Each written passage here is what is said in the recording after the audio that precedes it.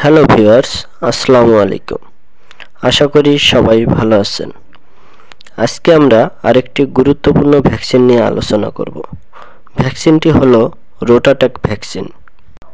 আজকের ভিডিওতে আমরা রোটাট্যাক ভ্যাকসিনটির নির্দেশনা, প্রতিনির্দেশনা, সেবনবিধি, পার্শ্ব প্রতিক্রিয়া ইত্যাদি বিষয় নিয়ে বিস্তারিত আলোচনা করব।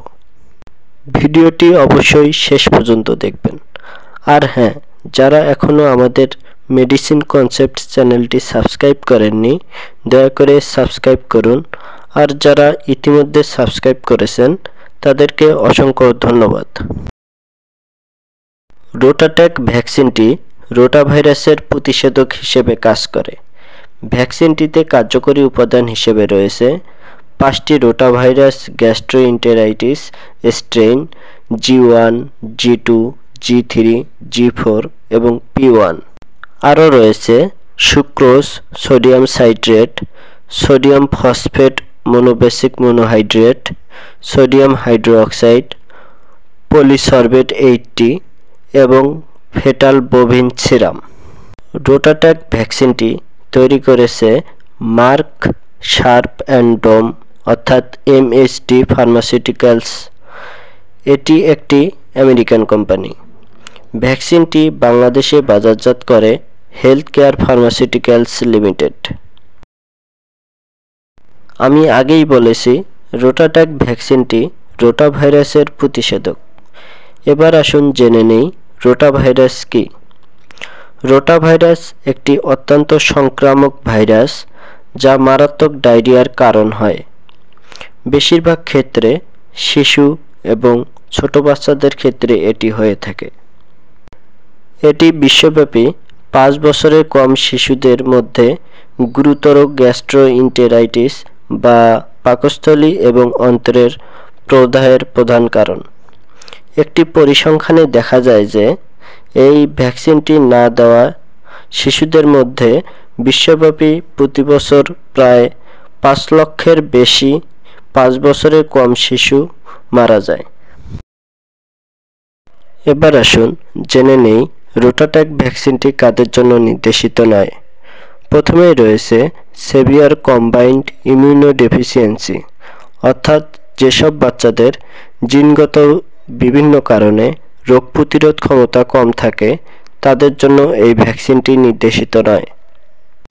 এরপর রয়েছে মাইনর ইনফেকশন, যেমন সর্দি কাশির মতো ছোটোখাটো সংক্রমণের ক্ষেত্রে এই ভ্যাকসিনটি নির্দেশিত নয়।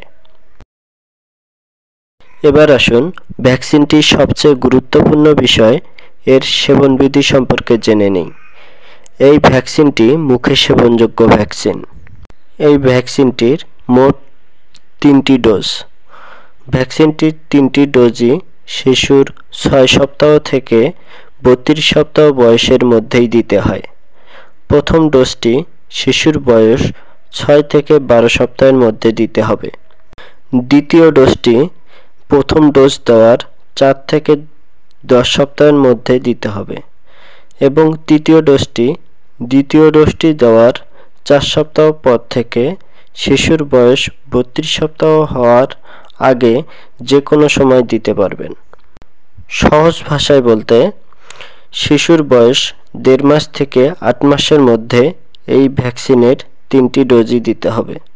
প্রথম ডোজ দেওয়ার 1 মাস পর দ্বিতীয় ডোজ এবং দ্বিতীয় ডোজ দেওয়ার 1 মাস পর তৃতীয় ডোজটি দিতে হবে। ভ্যাকসিনটি দেওয়ার পূর্বে অবশ্যই একজন রেজিস্টার্ড ডাক্তার অথবা ফার্মাসিস্টের পরামর্শ নিয়ে দিবেন। এবার আসুন রোটাট্যাক ভ্যাকসিনটির পার্শ্ব প্রতিক্রিয়া সম্পর্কে জেনে নিই। রোটাট্যাক ভ্যাকসিনটির কিছু সাধারণ পার্শ্ব প্রতিক্রিয়া রয়েছে, যেমন জ্বর, বমি, ডায়রিয়া, নাক দিয়ে পানি পড়া, কাশি। তবে কিছু কিছু মারাত্মক পার্শ্ব প্রতিক্রিয়া রয়েছে, যেমন মারাত্মক বমি, মারাত্মক ডায়রিয়া, তীব্র পেটে ব্যথা ইত্যাদি হলে অবশ্যই একজন ডাক্তারের শরণাপন্ন হতে হবে। রোটাট্যাক ভ্যাকসিনটি সম্পর্কে আপনাদের আরও কোনো প্রশ্ন থাকলে অবশ্যই কমেন্ট করে জানাতে পারেন, আমি উত্তর দেওয়ার চেষ্টা করব। ভিডিওটি ভালো লাগলে শেয়ার করতে পারেন। দেখা হচ্ছে পরবর্তী ভিডিওতে। সেই পর্যন্ত ভালো থাকুন, সুস্থ থাকুন। এবং আমাদের চ্যানেলটি সাবস্ক্রাইব করে আমাদের সাথেই থাকুন। ধন্যবাদ।